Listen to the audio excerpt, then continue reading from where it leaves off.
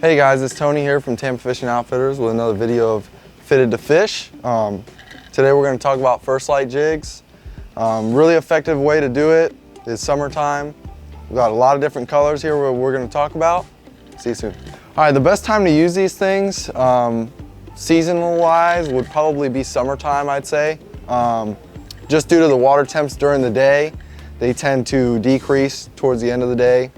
Going into the nighttime, those fish get a little more comfortable, and those bigger fish will come out and they'll start feeding on some big baits.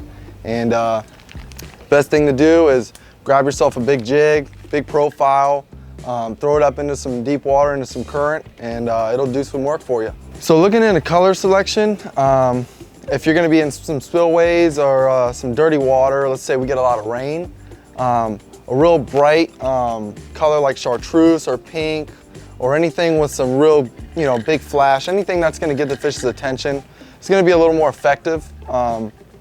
It doesn't really matter if it's natural or not, if it's a natural appearance. Sometimes, for the most part, you're going to get fish to bite on something that's a little bit brighter when that water's dirty. Now, when the water's a little cleaner and you're around some bridge lines or anything with some shadow lines with a little bit of light coming through, it's often that you want to have something with some white in it or something that looks a little more realistic to get that fish's attention. All right, last but not least, we're going to talk weight for the jig size, and we'll talk some techniques with you.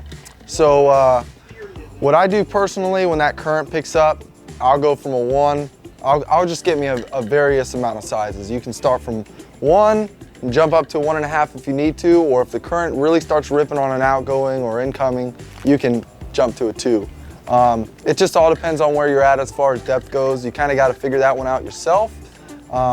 If you're, I'd say 10 foot or less of water, you can almost get away with a 1 if current's not too bad.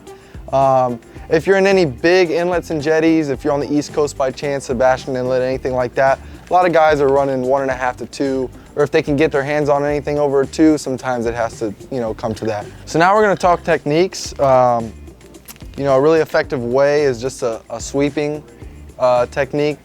You can just let it sweep in the current. Just a slight pull of your rod will give it that kind of pop and just bounce bottom, keep contact with bottom. When you're fishing bottom, you're often going to get the most amount of bites. A lot of those big spawning fish are going to be sitting in a lower amount of water column. And sometimes you'll get some fish to come up and chase when you're speeding up the retrieve, but it's more common that a lot of people will keep it on bottom. That's the most effective way to do it. Hope you guys enjoyed this session here on these snook tips. Be sure to stay connected with our page on YouTube, and we look forward to seeing you again.